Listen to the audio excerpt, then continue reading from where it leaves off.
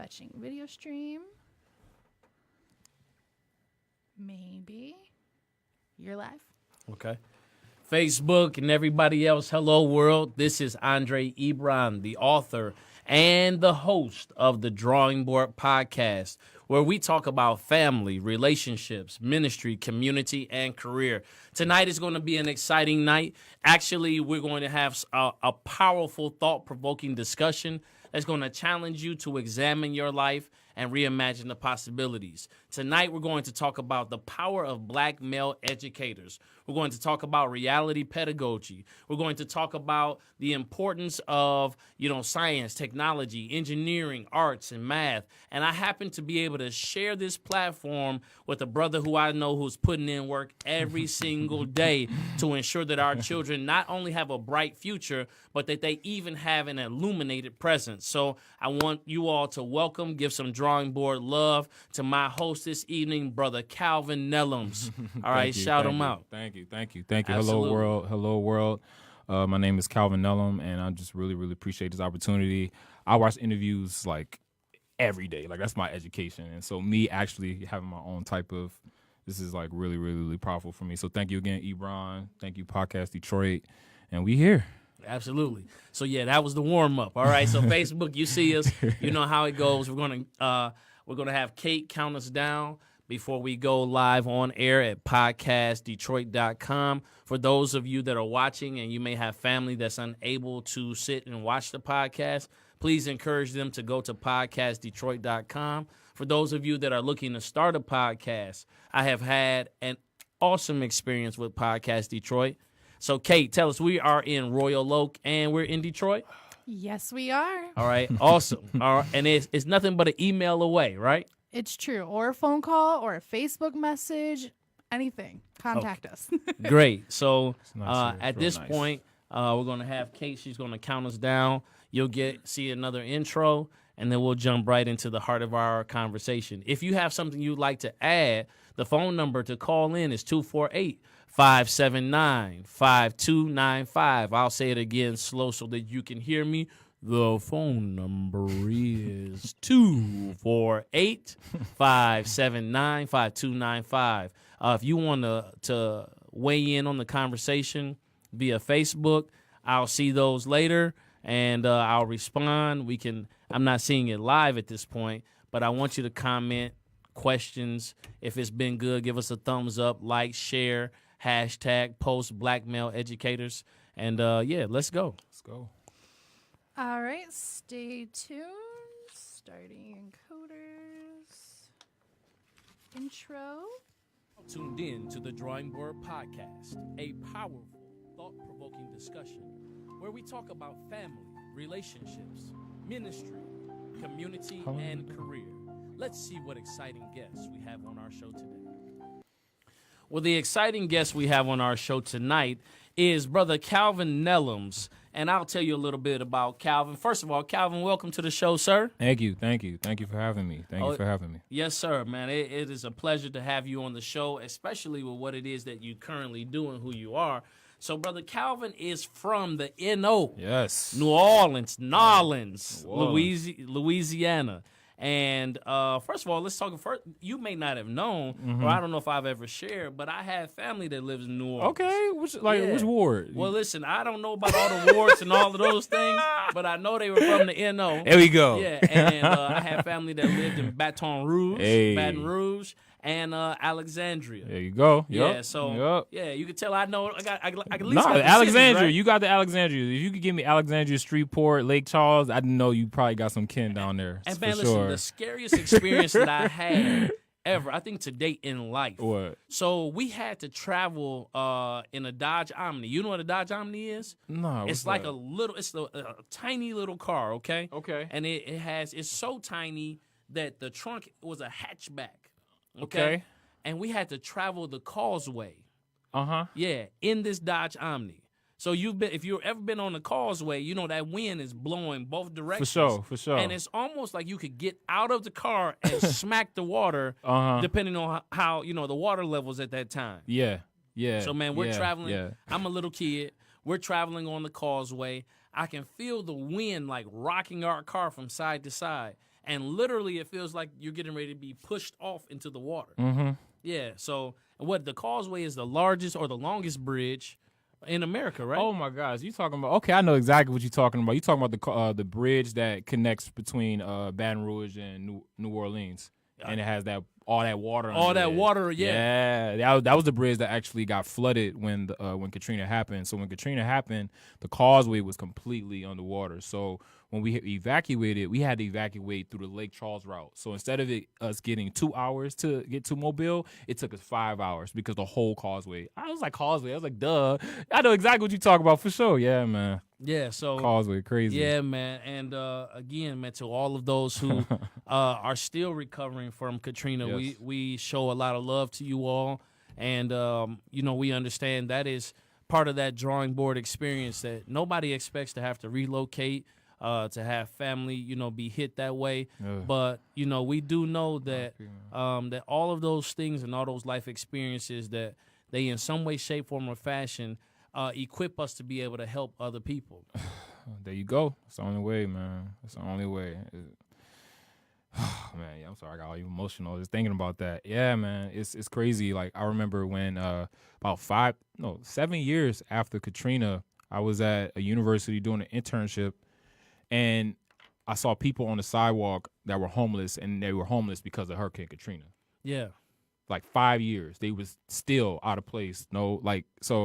Yeah, anybody, if you went through Hurricane Katrina or still going through the issues of Hurricane Katrina, understand that, you got a brother right here that is representing anything I say, anything I write down, always start off with 504 because that is my city. I love my city. And, if you about that life, that know the life, you know what I'm talking about. And so, yeah, man, all love to you all. Absolutely. And I'll tell you how New Orleans my cousins are, okay? Yeah, they do. I'm going to tell you how New Orleans they are, and then we'll move on. How many times they say you heard me? So they say, you heard me, boy. They say, Dre, I love you, boy. They say, you're doing good, boy. Uh-huh. That's what they say. They say, Yeah. man, when you're up there in Detroit, man, you represent good now. You respect your elders. You do what you got to do, boy. That's what I'm saying, Dre. Dre, Yeah, that's exactly how they talk to my cousin. Oh, my Sean, gosh. if he's listening. My cousin, he got all golds. You know what I'm saying? Yeah. And he got an S on the front tooth. He got an S shape on the front tooth. It's So yeah, real, bro. shout out to my cousins out there. That's from shout out New to you all. Orleans. My cousin Sean, my cousin Chris, Katie, my cousin Dwayne, who lived down there for a while. My aunt Pat. And my cousin Chantel, who was actually born in New Orleans. So, yeah, that's my connection to New Orleans. But then you happen to move to one of my favorite, when I tell you my favorite cities in the entire United States, you moved to Washington, D.C. Yeah, man. Yeah, D.C., Yeah, man. Maryland. Then, my family, actually, my dad's side of the family, the Ebrons, the McKeevers, they are all up and down the East Coast. So, like Baltimore, D.C., Delaware. Yeah. Philly. Okay. That's where like all my people live. So you happen to, of course we got family, but Yeah. From where my first cousins lived, which was New Orleans, to now where my dad's side of the family lived, DC. Tell me about that DC experience. Man, we might be cousins, man. All We these might be, connections, yeah. man. Man, the DC experience really was like a complete flip over. In Northern Virginia, Detroit, DC, Maryland, Virginia area, the education is just like the best in the country. I can honestly tell you that. And my experience going there, my how can I say? Because when we was in New Orleans, we was there for 2 weeks. Like we stayed there right after Katrina, and then the only reason why I got to DC is because a month prior to Katrina, I met my cousins in a family reunion for the first time ever. Oh wow. Right? So these are people that I just met that live in D.C. Right. Right? So I meet them. Oh, Marcus, Sonny, Brenda, nice to meet you all. I never knew I had cousins in Washington, D.C. What is Washington, D.C.? It's the capital, duh. But, what is Annandale, Virginia? I don't know what that is. Okay. And so I don't know what that is. yeah, right. And so like when Katrina happened 2 weeks prior, my mom was like, you got to go to school. You got to go to school. I don't know how I'm going to get you in school, but you got to go to school. You're not going to be out of school just because, all this is happening. We got to figure it out. Call my cousin Sonny up, call my cousin Brent up. Can Calvin just stay there for 6 months, go to Northern Virginia, and just go to high school just so you can be in school, Yes, Ebron. sir. Just so we can be in school. My mom, tears crying down her eyes. I remember it, crazy, man. And I got so there. you could be in school. Just so I can be so in that school. your future wouldn't be impacted just because there was tragedy. And once I moved, she came with, and I never went back. Awesome. So yeah, you went to Norfolk State, Norfolk, right? All right, shout out to 757. Norfolk. Everybody that's listening in from Norfolk, you have one of your alums in the Let's building. go. Behold the green and gold. All right, yes, sir. And so we're going to Norfolk. Tell me about that experience. Like, how did it open your eyes at all? Did it further like ingrain like the values that you held near and dear to you? Like, tell me about that. So it's interesting, we're talking about like my manifestation from New Orleans to DC to Norfolk, and then I think really what the topic of the conversation is definitely gonna be about is about culture, right? Yes, sir. And so when you're talking about culture, is how we do business. How we do business in New Orleans is different. How we do business in Virginia is different. How we do business in Norfolk. That is a bunch of conflict. So imagine me having to learn like all those different type of cultures just so I can navigate. Just so I can survive. You know what I'm saying? So when I got to Norfolk, they looking at me like, oh, you a black brother. You not from New Orleans because you lost your accent because you was in Virginia for like 4 years. Man, you soft, So the first day of college, I got in a fight. First day of college, man. The first day of college, you got in a fight. First day of college. Okay. But you had to show and prove that you wasn't soft. Yeah, it was more just like understanding that I'm in a different environment and Right. that in order for me to survive in this environment, because I'm going to graduate. Yes, sir. I got a black eye. I got a busted lip. First day of school, I'm thinking about all the girls I'm going to see. I got to show through college with a, Right. In my head, I'm like, I'm a figure out how to navigate. I'm gonna learn the culture. I'm gonna embrace the culture. I'm gonna accept the culture. I'm gonna be in the culture. I'm gonna learn the lingo. I'm gonna figure out a way to be respected and accepted, and I'm gonna win it here. You know what I'm saying? I did. And I love everybody in Norfolk. Norfolk taught me everything. Norfolk taught me how to love music. Norfolk is where I met my wife. Norfolk is where my in-laws live. Norfolk, shoot, man. So many stories in Norfolk. I love 757. I go there almost every year. Obviously I got an alumni association here. Yeah, but yeah, for sure, man. Norfolk. All right. So what's powerful though? Let's unpack that though. So Yeah. when you talked about culture, you had a choice to make at that point. Particularly were you going to just not so much relinquish your culture and who you were and what you grew up with and those values, because coming from New Orleans and then moving to D.C. and then going to Norfolk, it actually diversified your experience. But one of the things that was powerful that you shared, though, is that you said the culture is the way we do business. Yes. And what you were committed to doing, though, was learning how business was done in that environment, There you go. mastering it, and then conquering it. Yeah. Where so many, and we're talking about black males in education and reshaping the narrative and debunking the myths and empowering youth. So many of our youth do not go into new environments to learn how business is done in that environment, but yet will expect that environment will at some way yield its culture to their culture. Yeah. And then get upset when things aren't working. Exactly. Like, it's mutual. It is. It's no superiority, inferiority thing. It's none of that. Okay. It's all mutual. It should always be mutual when you're meeting someone that is completely different from you, even if you got more money than them. You should always accept them as an equal and, like, look at them like you can learn something from them. I learned how to talk from this guy named Safari, right? Listen, man. I went through like a point in college where I went through my rebel mode, and I was like, give everything to the world. It was around 2012, so this is my conspiracy mindset, right? I had this homeless dude. He was around my age. His name was Safari. This guy had the best rhetoric I can ever imagine. You talking about New Orleans people talking? Okay. Imagine like that mixed with a Norfolk style, mixed with like just the best, just spitting the way he can talk. When he talked, he told a story. You just can imagine it, just amazing. Safari, man, but. And like what I would do with like Safari, I would like give him food. I would let him sleep in my dorm because like he was a real dude, and I was just about giving myself to people like so much at a time. I could easily been like you homeless. I could easily been like you're cast out. But I didn't. I embraced him because I knew that he had something very special that would organize people. I knew that he had something that was very special that would get people to understand that there's value in people that don't have it. And what I learned from him, I learned how to talk from him. I learned how to speak from him. I learned how to talk with passion from him. And ever since he, left out my life and, God bless him, I was able to just, whenever I talk, I can gravitate people, get people's attention. And I got it from Brother Safari because it was a mutual thing.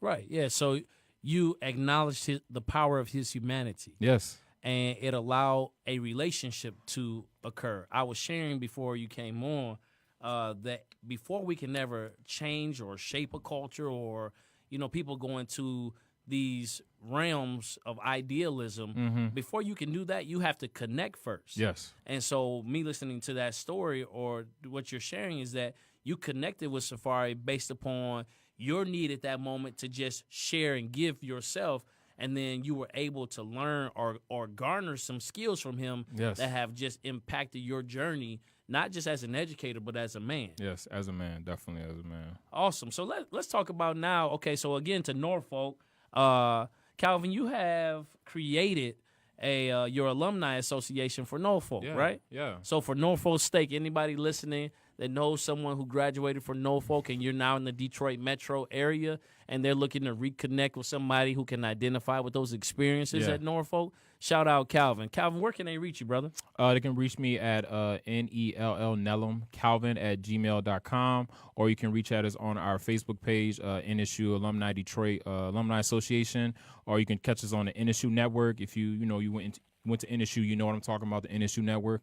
But yeah, we're just all about providing, Detroit scholars, who not just 3.0, we want all scholars, but we really want scholars who can handle the rigor and send them to Norfolk State so they can graduate and come back to Detroit, and so that's really like our mission. So provide them financial aid, financial aid, care packages, mentorship. We have about 13 scholars currently right now, and through the help of the Midnight Golf Program, the Midnight Golf Program. I'm well aware. Yeah, Winston Coffee, that man is amazing. He's the reason why we got kids there. And so shout out to him. And we're just all about just, letting the, green and gold bleed a little bit in this, Detroit area. It's cold, but we like it up here a little bit. Okay. Yeah, so shout out to Norfolk. And one thing, Calvin, I just want to, as we're chronicling your experience, so from New Orleans to D.C. and the Maryland, Virginia area, then you went to Norfolk and you graduated with honors in physics. Wait a minute, let's shout you out. You graduated with honors in physics. I remember getting my physics class in high school, and because I was just academically competitive, I had to, get an A. But I have to tell you, I was not one that enjoyed that experience. So let's say you graduated with honors in physics, got to shout you out. Thank you. And then you got accepted into the Woodrow Wilson Teaching Fellowship Foundation. Yes. And you went with Woodrow Wilson Teaching Fellowship Foundation, you went to the master's program in science and majored in career changers, all right? So then you graduated from Wayne State. Yep. With your master's in education of art, and then now you've been teaching physics and science, technology, or STEM, science, technology, engineering, and math for the last 4 years in the Detroit metro area. Yes. Here's what's powerful, what's impacting me about just the few moments that we've shared here is that I have been able to see how you've come from, in every area you lived, it's been a strong, what they want to talk about, whether they want to call it the hood, whether they want to call it urban population, whether they want to talk about urban sprawl, or however they want to talk about it. But there has been a group of disenfranchised people who have learned to take some of the little what they have and produce, as Chris Emdin will say, rainbows in the projects, right? There you go. And so there is beauty in those moments. So when I think about like the value that you bring to the youth in your classroom every day is that you understand how to overcome struggle, and that you've connected to a strong support team through your parent, through your mom, that says, even though we're experiencing this, your education is a priority. There you go, man. You were really good with words, man. Listen, so, I mean, I'm learning in this moment. Like, this is, I would love to put this in a book. Put you in a foreword. Like, could you picture that? Like, I think about that. Like, could you imagine? And I'm just envisioning, like, the experience of you looking into your mom's eyes and her knowing, as much as she loved you in this moment, I'm going to allow you to leave, quote unquote, my safety net to, watch this, to go to the home of someone you just met, but you're connected to. Yes. Right? Yes. And so how many opportunities are our parents afraid to release our children to because you don't have a deep intrinsic connection to where they're going? Yeah. Yeah, man. Yeah. My mom is a soldier, man. Yes, She's sir. still a soldier. Working every day, man. I love you, Mom. Yeah, so looking at that, like I see that almost like it's kind of like picturesque, where like I'm picturing that moment. And if it's sensitive, man, I can move on. But like I'm picturing that moment where you're looking into your mother's eyes, and she's looking back into your eyes, and all the sacrifice that has gotten you to this point. She says, "I want you to go be successful." And then the passion that brought to you, though. Yeah, man. Yeah. And so, like, you got a brother that was displaced from his home city where he grew up in the NO. Then he goes to the D.C., Virginia, Maryland area and kills it and graduates. Then he goes on to Norfolk and graduates with honors in physics. Then he moves to another metropolitan area, Detroit, and he's empowering young people. So when I talk about the power of black men in education, we're talking about it not only being culturally relevant, but it talks about a narrative that's playing out in the youth of a younger youth.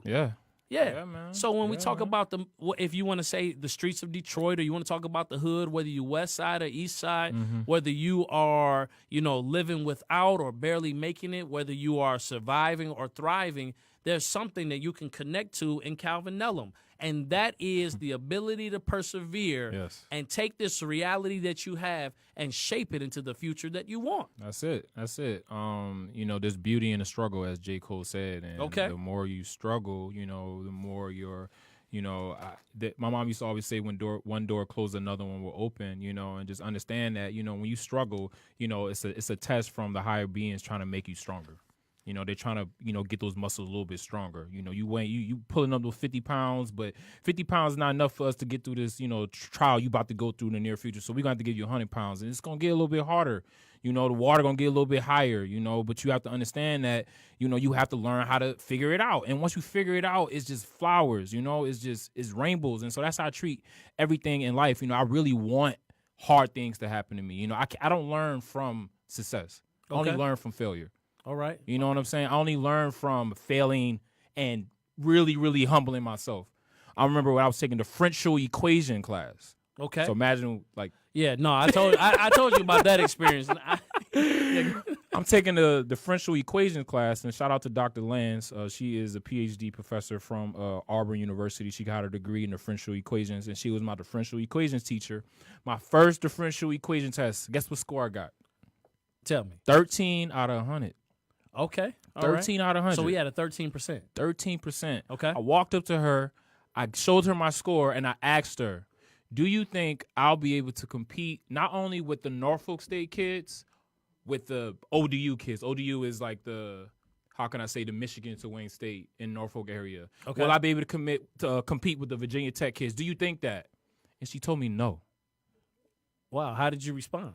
I worked my butt off, and I got a B+ in that class. Let's go. Differential equation. Differential equations is a third-level engineering math course.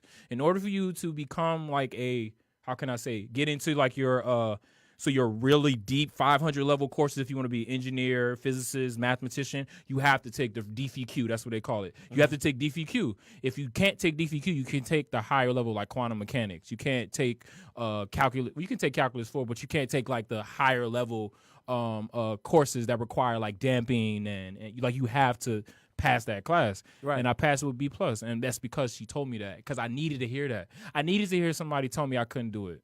Right. And then it ignited that fire or that passion into you to go ahead and get it done. So here's the major question I used to ask. It was part of when we got ready to interview teachers who were coming to teach at a school. Yeah. Why education?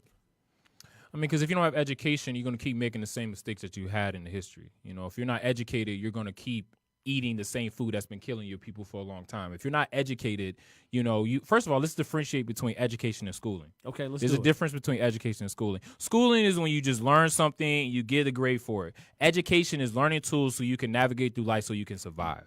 Right. Now, Cornel West talks about paideia. What's that? Yeah, so paideia is that deep critical thinking that moves you not just into information but into application.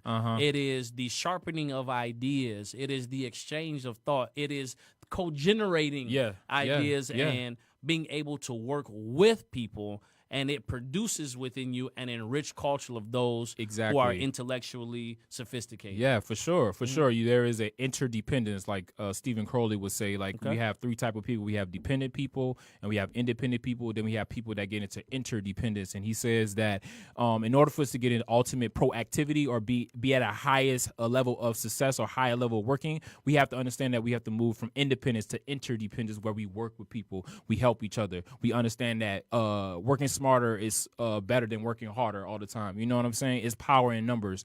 And so we have to, understand that for sure. And if we Sure. translated that or we tried to simplify it, it would really just be the result of a healthy community. Yeah. Economy, man. Jobs. Like if when you're educated, like again, like going back to what I said, if you're educated, you will learn the mistakes that your people made in the past, and you prevent yourself from making it. So, for example, I educated myself on health. I figured out that my grandma died from cancer. I figured out my uncle died from cancer. Why? Because they smoked. Oh, wow. Okay. Okay. Also, they ate pork all the time, and they ate no offense to people that eat pork, but what I'm saying is that they ate food that wasn't clean all the time, and that was a habit. And if you go to the South, you know what I'm talking about as far as like soul food. You know, I do. And so Talking about the bacon with the rind on it. putting bacon on everything. Yeah. Like cooking it with lard. Bacon cheeseburgers. Bacon cheeseburgers. You know? Bacon steaks. Bacon. No, bacon ice cream. Right. You know what I'm saying? And so I'm educated enough to read that pigs eat everything. That Egyptians used to use pigs for garbage disposal because they eat everything. Yeah, these are facts. Every religion says you shouldn't eat pig. Yeah, I just have regarded that animal as the filthiest animal. And no Yeah. offense to you eat pig, but what I'm saying is that I was educated enough to understand that I needed to eat better in order for me to live, so I became a vegetarian. Okay. I became a vegan. And my whole lifestyle changed, and as that changed, my people around me started becoming vegetarian because they realized that I was working smarter, not harder. Okay. And not to judge people, because listen, you gonna eat what you won't eat, and I'm not gonna look at you crazy. You can eat a bacon cheese and burger from me, and I'll eat a salad, and we all be all cool. Like, it ain't like that. But what I'm saying is, education prevents you from making mistakes that your people made in the past. Yes, sir. I was looking at this quote, and it's one that I live by. But I'm working on a lot of areas to apply this. Now, it says discipline protects your purpose. Ooh. But without diving into that, because I could talk about that forever, the heart. Say it again? Yeah, discipline protects your purpose. Okay. And so in areas where Yes. you intend to be very purposeful or develop some meaningful interactions, there has to be some order, structure, some discipline. And discipline in my household is all about teaching. Discipline in the realm where I work with students is not about punishing, it's about teaching. And so if we begin to take the lens of discipline from punishment and it being punitive to now it's a teachable moment. Experience. Yeah, a learning experience. I always say it's a teachable moment if moments were teachable, Yes. right? But that's why we're here today. So I ask you, Brother Calvin Nellums, why do you teach? I mean, I teach because, that's how I felt that I could give to my people. That's how I felt that I could give power to my people by learning some type of content, being an expert at that content, and teaching it to them effectively. I felt that if I became an educator, I'll be around a plethora of black people because I teach predominantly black people. I'll be a plethora of scholars. That's it, And my mantra is love, And so if I could allow them to learn love through physics, learn love through STEM, and understand that working smarter is better than working harder, and we can understand that we need to work hard in order to be excellent, I could better my people. That's how I felt that. And so every day when I wake up and I'm in front of my class, I'm not only trying to teach them physics, I'm trying to make them love physics. Okay. So they can come on my class like, I want to be a physicist. You should have been my teacher. I would make it so engaging where I'll take a rap and I'll take the content and I'll put it in the rap, and then I'll say I'm a physicist lyricist from Emden, and I'll say the whole rap in front of the kids. Physicist lyricist spitting this ridiculousness. So when is these lyrics I dismiss? Emden. When kids see that, they not only look at me as like a educator, they look at me as like, dang man, that's a cool dude. I'm They would like say, cool. "Oh, That's like man, cool. Yeah, Mr. Nellum, you got bars. you got bars. Right. That's exactly what they would say. They'd be You like got bars. Right. Yes, sir. Yeah, and so like, why teach? Because like you are a natural leader. If you teach, you are a comprehensive. You're a forever learner. You are you become a sage eventually. You understand that knowledge is power. You become a staple for your community, for people to look up and follow you and be example of. Like, think about it. Like, communities go down because schools go down. Absolutely. Schools goes down because teachers don't teach at schools, or there's not enough teachers to teach the kids so they can make the score so the school can stay alive. So let's talk about that for a minute, because there are organizations that have sought to answer that question of there not being enough educators in the classroom for Yeah. the growing population of kids, particularly in urban areas in the hood, Yeah. which has resulted in maybe some people choosing second careers and going into education, or some people, going and getting a 4-year degree, then getting a 1-year teaching certificate, Yep. and then coming in with this idea of I'm going to save all of the Black baby. poor black babies, Yeah. or maybe the poor white children that are in these neighborhoods, but particularly like kind of having like the savior complex, Yeah. like I'm going to save these children. Yeah. And so talk to me about more or less when you chose to work in the urban area. The goal was in some ways altruistic, to say, it was a deeper connection to your community, to say, I have something of value. I'm not only going to learn this, I'm going to become an expert at it. And Yeah. you're still practicing to, getting that expertise. And then I'm going to come back and empower you And which is- organize. organize. Yeah, organize. I mean, the biggest, like I'm talking about, like, specifically for helping impoverished people. Like I picked the urban area for a reason. It's because we're not organized. Okay. You know what I'm saying? And so if I am a good, effective teacher, I'm obviously organized. I'm consistent. You know what I'm saying? I meet things on a daily basis. Unfortunately, some of our kids don't have organization in their lives. You know what I'm saying? And so Stokely Carmichael said one of the biggest things wrong with black people is that we're unorganized. And so if I can be a teacher that's organized and consistent and effective, I can empower them. Now, you're talking about the savior complex. Those are the people that can't differentiate between being pity or compassionate, Okay. or being sympathetic versus being empathetic. Okay. If you're sympathetic, you're just trying to understand the kid's perspective, but you're not putting yourself in their shoes.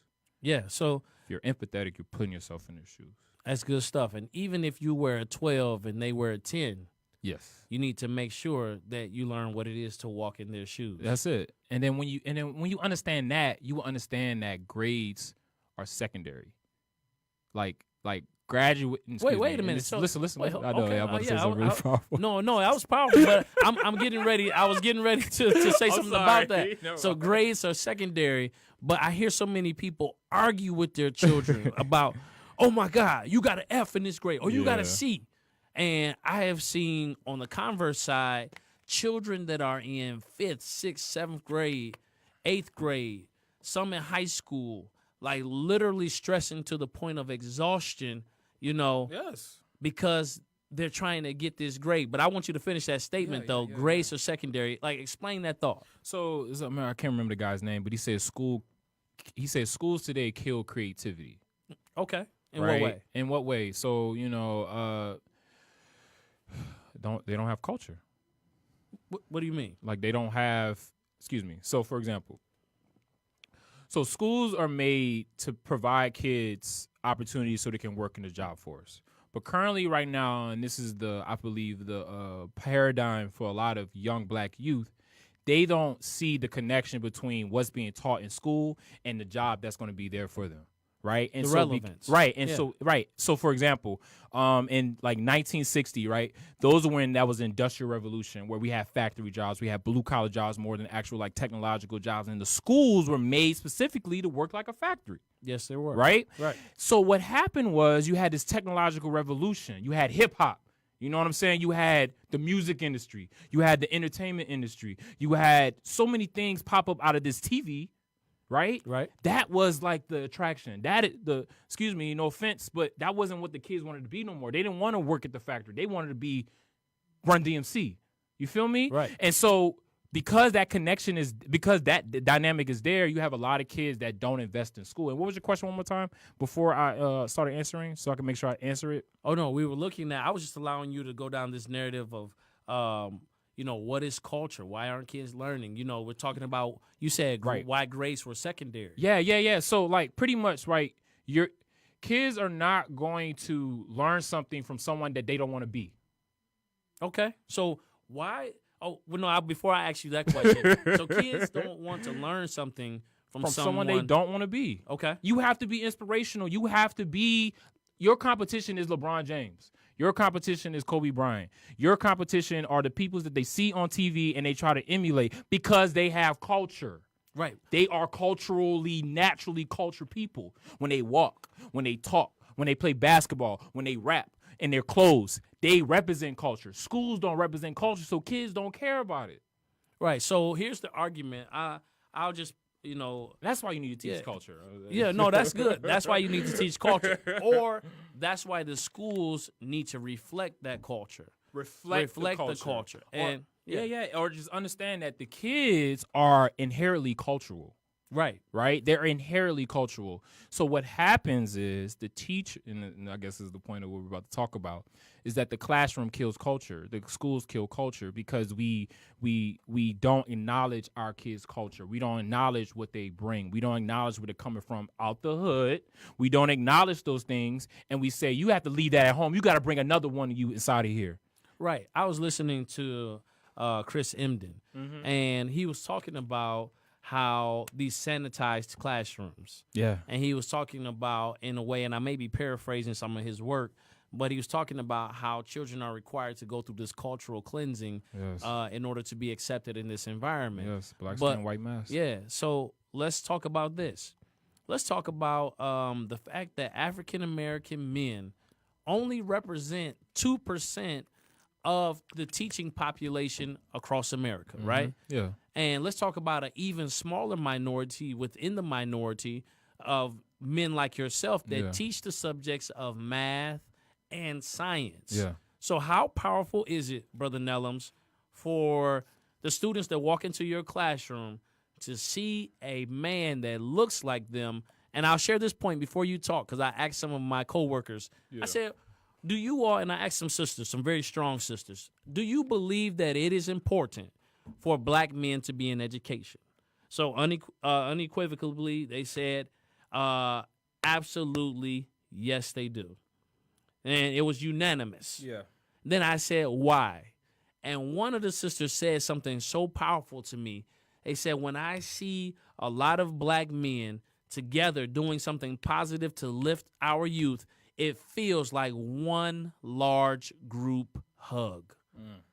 And to me, I understand the powerful of hugs and, what happens chemically, and how comfort comes and the ability to relax. And when you're relaxed, your guards are down, you're able to learn, you're able to express your true self. Relationship occurs where you're able to lower your defenses and you're no longer in survival mode, but you're actually in a teachable state that allows you to be tractable. Yeah. So now I was getting ready to call you doctor, so I'll throw it out there. All right, I'm going to prophesy. I'm going to speak life, all right? It's funny because there's a Dr. Nellum already. So shout out to Chris, man. I love you, man. Okay. He got his doctorate degree from University of Michigan, higher education, and he's now appointee for the governor of California for education in California. Shout out to Chris Nellum and Alexis. Love y'all. Okay. Family, shout out. Love you. We're getting ready to have another Dr. Nellum. All right. I don't know when he's going to go back and get his doctorate, but we're talking about Dr. Calvin Nellum. Man. Thank you. And how powerful is it for them to see you? And I know some of the brothers, in the environment that do the work we do. How powerful is that? So I don't want to debunk that because there's no need to debunk it because there is definitely a need because of the disparity. Okay. I mean, when we talking about disparities, we talking about lack of resource. We're talking about it's just the imbalance. You need balance. Okay. That's why you need black men. You need balance. Who's going to teach the black males how to conduct themselves on a consistent daily day basis so it can be effective? Right. Who's going to do that? You know what I'm saying? Who's going to be that the alternative example of how you should? Who's going to be the alternative example for the young ladies? You know, like they need to see those things. I mean, if you think about it, any functioning culture has that. They have a good amount of females and a good amount of males. Why? Why do you think that? You think that's like just a biological thing? I mean, don't you think that's biological? Like you need that? It's necessary. But if you're talking about black people, that means you're talking about people that have been colonized. When you talk about people that have been colonized, you have to talk about racism, Right? You need black men because why did they decide to take black men out of the black family? Why did they decide to have war on drugs? Why did they decide to start giving welfare checks to the black female, thus killing the integrity of the black man? Why is it that if you're a black man, you know that if you see a cop, your heart gonna start beating? You know what I'm saying? Like, I mean, hopefully I answered your question, but you need that first because you need to balance it. And so to debunk it, what I'm trying to say is that from what I've been learning for the last 5 years is that just because you're black doesn't mean you can teach kids effectively. Absolutely. Because teaching is an art, teaching is a skill. There is so much that goes into equipping young people to discover the power of learning. Yeah. When you cause children, good teachers cause children to, hear information. Mm-hmm. Great teachers cause children, and I'm making this as I go, but but great teachers cause children to learn information.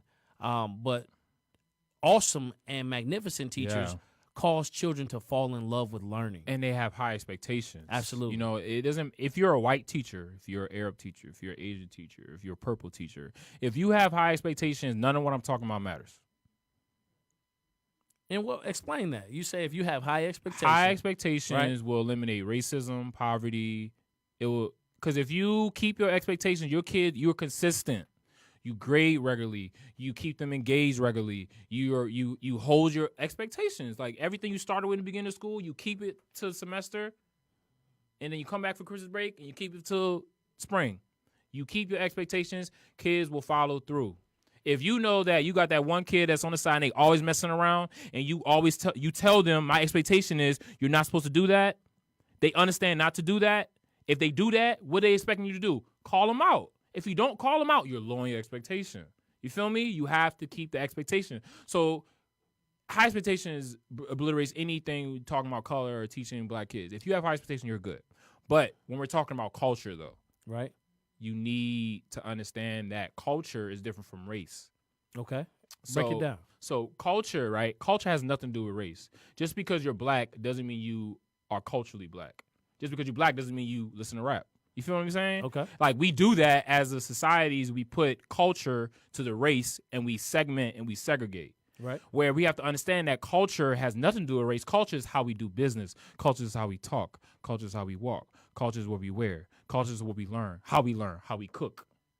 You feel me? Right. How much education we have, what cars we drive, what video games we play on a regular, what sport we play. You feel me? You can be from a different race and have the same culture, i.e. Eminem.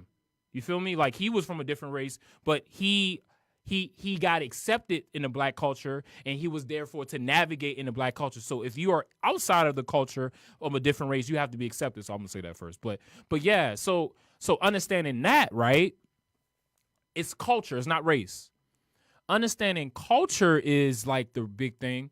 When you're talking to kids, you have to try to identify and discover the cultural difference of your black kids. So you can have all black kids, but they can be culturally different. Absolutely. You can have all Latino kids and they be culturally different. You can have Dominican kids, you can have Puerto Rican kids, you can have Latino, you know what I'm saying, Mexican kids. You feel me? A teacher has to be able to know how to talk to each one of those cultures. That's true. So let's break it down. So now let's speak to our teacher friends, our co-laborers in the vineyard or the field of teaching. Let's talk to them about this idea of reality pedagogy. Mm-hmm.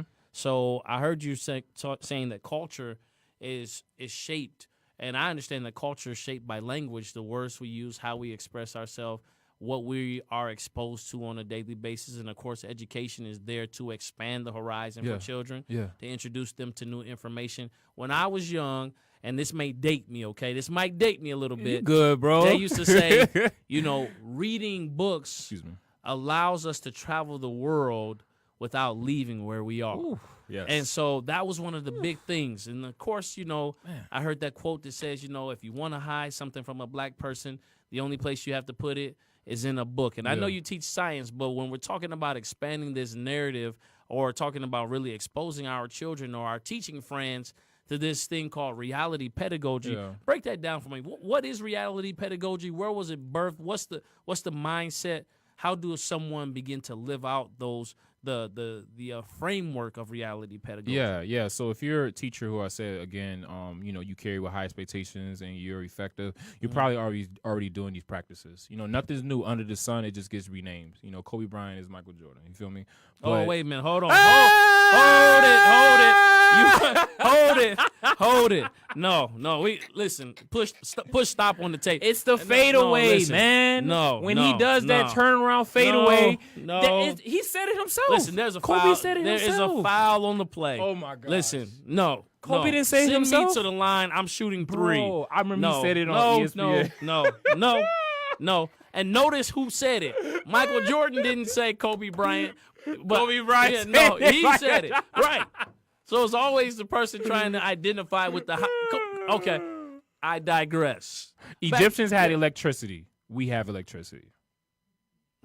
There we go. All right. So, okay. All right. So, pretty much nothing new on the sun. And so, reality pedagogy is the reality of your kids, and you're teaching. That's what pedagogy means. You're teaching from the reality lens, the lens of the kids that You're teaching from the perspectives of the kids' reality. That's it. And in order for you to do that, you have to engulf yourselves into the kids' reality. So reality pedagogy consists of 5 C's. The first C is cogenitive dialogue. Cogenitive dialogue is a cogen. It is a cogeneration between you and your kids. And you're talking about how can you make your class better. You're establishing equality. You're establishing a DJ. You're establishing a group. You're establishing affirmations. You're establishing a family first. Okay. You cogenerate, right? That's good. What is the problem? You talk about it. My class is boring. Y'all always falling asleep. How can I do to keep y'all from falling asleep? Mr. Nullum, listen, man, we only fall asleep because it's hot. Oh, that's a next time, just open a window. All right. That's Okay. cogen. You feel me? Yes, All right, sir. that's a cogen. Second C, co-teaching. So now you've talked to your kids about your class. So you're not only going to take that information that your kids told you, the feedback, how to teach this kid better, or how to say this better, or how to start the start the class and end the class, or how to be more engaging. You talk to those kids, right? You got the information. You're not only going to take the information and you're going to facilitate it, they're going to do it. So you mean that I could share the power in my classroom Yes. by allowing a youth, a child in my room, Yeah. a scholar in my room, Yeah. to teach the class, and I just help guide the facilitation. Yes. You become. Wait. I give children in my classroom Yeah. power Yes. to instruct their Yes. peers. Yes. You giving them power. You Okay. gave them the power. You already accepted them to your family, and now you saying, listen, fam, you got to roll. You gonna help me drive this ship. Okay. Because if I crash, you crash. If you crash, I crash. So we got to figure out this together. I don't know how we going to do it. You don't know how we going to do it, but we going to figure it out. You feel me? And so that's co-teaching. You are becoming the facilitator, and the kids become the sages on the stage. And so 3 things on why you want to do that. First of all, classes are becoming bigger. Okay. So you cannot teach a 60-plus class with just one person. You can't do it. And if you're doing it, you're working harder, not smarter. You mean I don't work in education to be the sage on stage? So I'm sorry, what'd you say? I don't work just in education to be the sage on stage? Just because you got that amazing degree that looks so beautiful and you work so hard to get, just because you think that you got it, it's not enough. My student debt says that it's no, I'm joking, but I'm making this point to say that sometimes in our classrooms we cause children to actually pay the debt of the sacrifice we made to be there. Repeat that one more time. Sometimes we cause children to pay the debt of the sacrifices that we made Yeah. to be before them. Hit him with that. You don't know what I've been doing. I worked so hard to be here, and y'all just sitting here sleeping. Y'all just sitting here not listening to me. You're talking. You got a conversation. Got your phone off. You should respect me. Right. But instead of that, we built a restorative classroom. Yes, restorative. A restorative classroom where we don't do things to children. We don't do things for children. No. But we do things with children. So we With children. co-generate. We have the co-generative Yeah. dialogue. We have, then that leads us into co-teaching because Yeah. if we are family, then I make you aware of your role. Yeah. And what's the next C? So the next C is cosmopolitanism. Cosmopolitanism. I Yeah. think that's it. Yeah, I believe okay. that's what you That and, works. And it's nothing that's too esoteric. I really it's just the law. It's the principles that we guide by, you know. So I think a great example of co-teaching and co-generative dialogue is gang culture.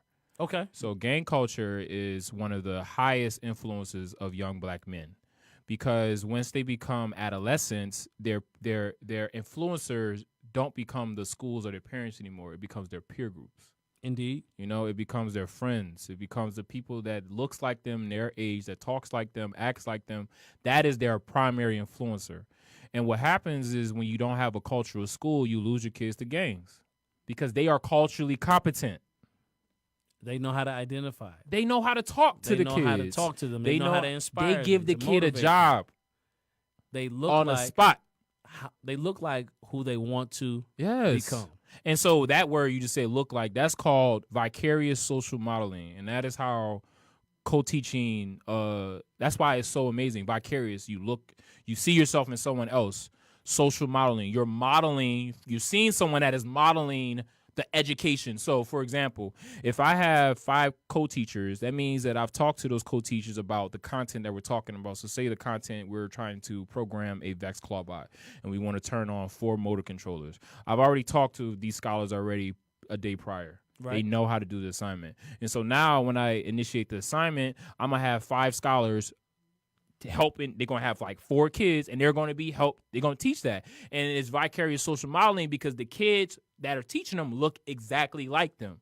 And because they look exactly like them, they are, how can I say, they're seeing, and because they're effective, they're seeing an example of what it's like to be a computer scientist in their shoes, or a scientist in their shoes. And if they're right and they're getting it right, so for example, a kid helps another kid and that kid helps the kid get the correct answer, they're like, dang, I got that right. Who helped me out? My friend helped me out. Okay, friend. So next time we in the class, we gonna figure out this problem. You know, you creating like this type of like, you're creating culture. You Right. feel me? Because kids are now helping each other and talking about science because that is the objective. And they have no choice because that is their grade if you're a co-teacher, you know? And cosmopolitanism is just the principle. The principles are just the rules that we follow. It is the laws that we govern, and gang cultures, they have rules, right? That's like, it's like the unwritten rules, and I'm not in a gang, so I can't really tell you about the rules. I'll just be fronting. But that cosmopolitanism is just the law. It's just the rule. It is just if we break this, you hurt not only me, you hurt the family. It's like the Constitution. Okay. In African culture, we had an African constitution where we had each African person, based off their age, they had a different type of role. So if you was 13 and 17, you were the kids that helped build the houses. If you were below 13, you just stayed in the yard. And then if you were above 17, you were the ones that were in war, or the ones that were the leaders. You got married. And if you were plus 30, you went into the sage mode, where you're not only a educator, but you're becoming a sage. And then once you get in that plus 50 age, you become a councilman, right? But it's all groups. It's all orderly. It's all has laws and principles that they abide by that allows this economy and family to thrive, for not only just for a moment, but for longevity purposes. But it also gives sight toward, or gives foresight to my natural progression as a man Yes. and where I belong. Yes. So in the work that we do, Oh my gosh. Yes. it becomes increasingly apparent that we as black male educators have to show our kids the process. Or if we were talking about how that relates to, especially in cosmopolitanism, Yeah. we have to give our kids the game. And so when it boils down to it, if I don't give you the game or if I don't teach you, I was talking to one of my students this week, and I said, you're so busy talking that when someone gets ready to give you the truth about how to actually do this or an effective way to do it, Right. you're only silent long enough to speak again. Yeah. Yeah. Yes. And it's nothing wrong with independent thought. That is something that we have, I believe, within the Black excellence that we express. Yeah. That strength, to be able to galvanize that strength, to direct that strength. The Bible says that children are like arrows in the quiver of a mighty soldier. And so Yes. they'll go where you point them. Effortlessly. Yeah, you just have to have clear direction, not just about where you're pointing them, but what type of arrow do you have in your quiver? Exactly. Yeah. Because you can, how can I say, subconsciously set kids up for failure if you don't know that. You know what I'm saying? If you don't know culturally what they need, oh man. It's Yeah. deep. So listen, I want you to hit the last two C's. We have Yeah. 4 minutes, and then we'll do a wrap. So go ahead, give me the last two C's.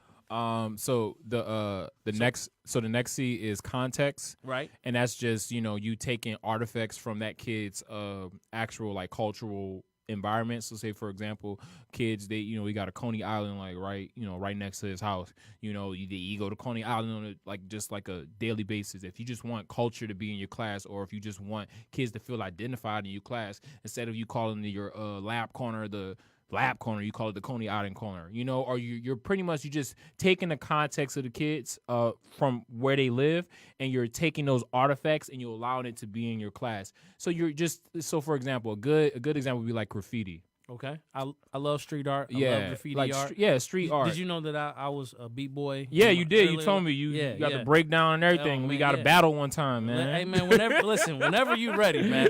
Man, don't give me the.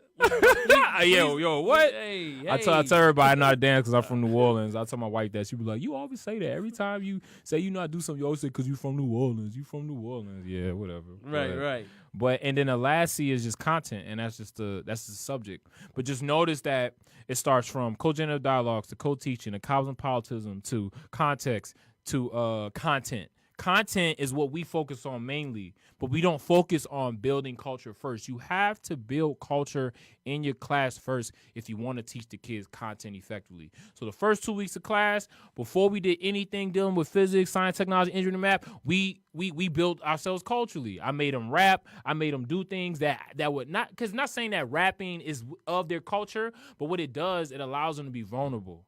It allows them to be, how can I say, to be vulnerable. It allows them to be themselves. It allows them to just express themselves, because that's what rap comes from hip hop. And hip hop was created because a bunch of kids were being marginalized and they needed something to express themselves. And so it's therapeutic. You feel me? Right. And so the first 2 weeks of class, we just doing a bunch of therapy. Who are you? Who am I? What are my rules? What are your rules? This is how I get down. How you get down? Are we gonna be able to do this for the next 6 months? I'll figure it out in those 2 weeks, right? And then once you got that culture, you can teach the kids anything. Right. I've been able to teach And also, watch this, and You good, also boss. learn anything. and learn anything. Yeah, because teaching and learning is a reciprocal exchange. It's not one-sided. So, listen, this can go on forever. We're definitely going to have Brother Calvin Nellum back on. My name is Andre Ebron. I am the author of the book, The Drawing Board. And as you heard Calvin talk tonight from his journey from New Orleans through Katrina to D.C., Maryland, D.C., Maryland, Virginia area, to him going to Norfolk State, to him graduating with honors with physics, to him going to the Woodrow Wilson Teaching Fellowship, for him coming through and moving to the city of Detroit. Now he's empowering youth in Metro Detroit, teaching them physics and helping them to not just like it, but to fall in love with it. Yeah. He had to go back to the drawing board. There were several times where he had to go to the drawing board and realize it is about the future you create, the future that you see. And he understood that his future was not behind him, that his future was not before him, but that his future was within him. Yes. I am Andre Ebron. Calvin, tell them where they can find you at. You can find me at Mr. Nullum on YouTube. You can also find me at Calvin Nullum on Facebook. You can also find me on Instagram on Dr. Nullumizer 27. You know, my cousin he is Dr. Nellum, but you know, I am trying to be a doctor Absolutely, maybe one Dr. day. Nellum. Yeah. I spoke it here first. Again, this is the Drawing Board Podcast. God bless you.